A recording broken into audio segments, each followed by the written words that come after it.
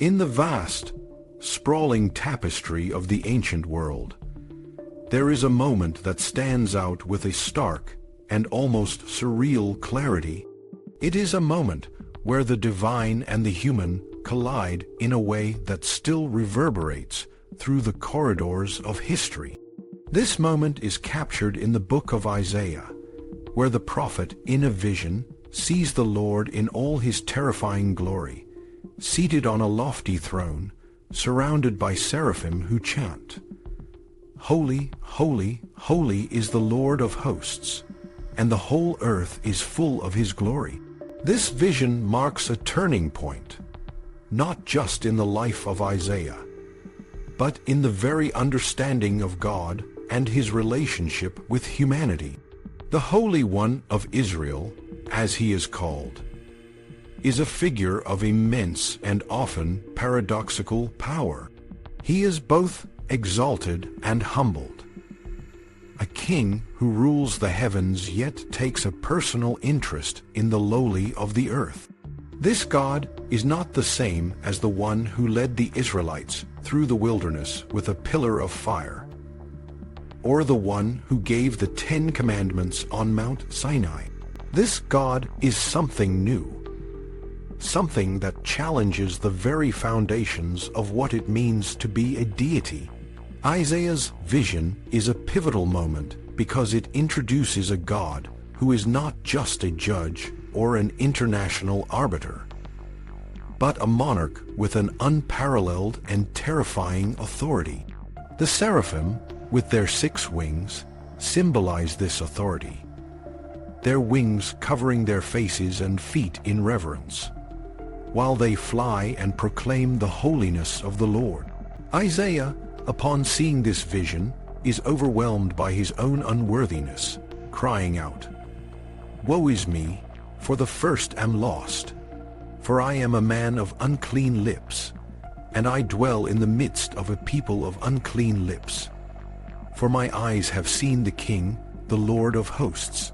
This moment of divine revelation is not one of comfort, but of stark realization. Isaiah, and by extension, all of humanity, are deeply flawed and in need of divine intervention. But the Lord's response to Isaiah's cry is both merciful and mysterious. One of the seraphim touches Isaiah's lips with a burning coal, saying, "Behold, this has touched your lips. Your guilt is taken away and your sin forgiven." This act is a direct intervention by God, a purification that sets Isaiah apart for a divine mission. The burning coal is a symbol of the purifying power of God, a power that can cleanse even the most unworthy. The task that Isaiah is given is a difficult one.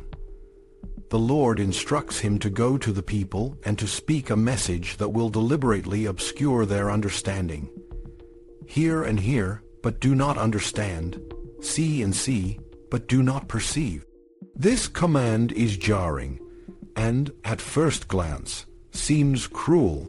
Why would God want his people to not understand? The answer lies in the broader context of the prophetic message. Israel has strayed from its covenant with God, and the Lord's intention is to bring about a necessary judgment. The people must be chastened, and their hearts made hard, so that they might eventually turn back to him in true repentance. This theme of divine judgment is not unique to the book of Isaiah. It is a recurring motif in the prophetic literature of the Old Testament.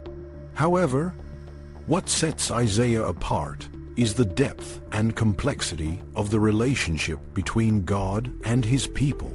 The Lord is not a distant, unfeeling deity, but one who is deeply invested in the fate of Israel.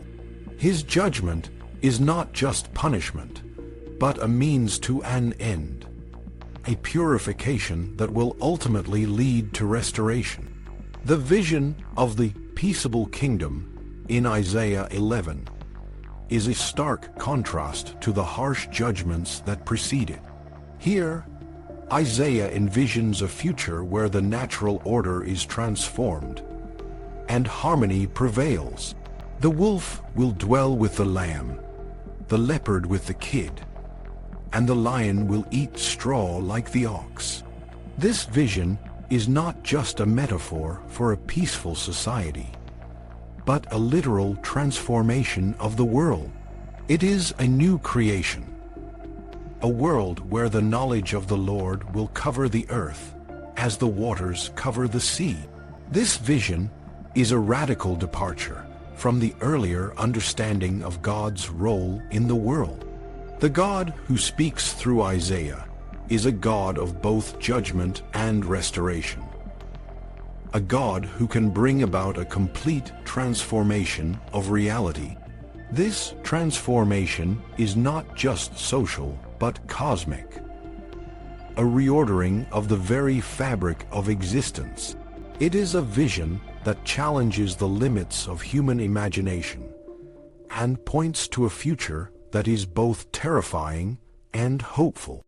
The remnant, a recurring theme in Isaiah, is a reminder that this transformation will not come without cost.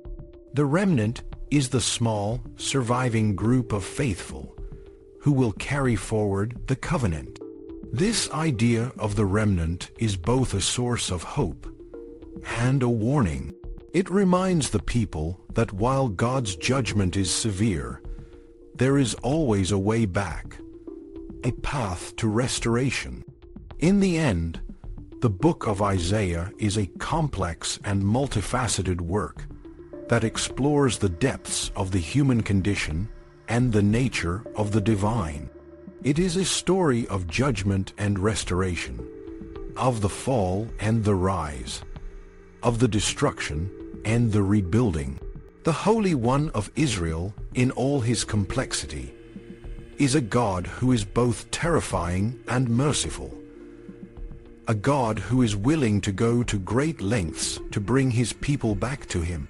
The journey of Isaiah and the people of Israel is a journey that continues to resonate today.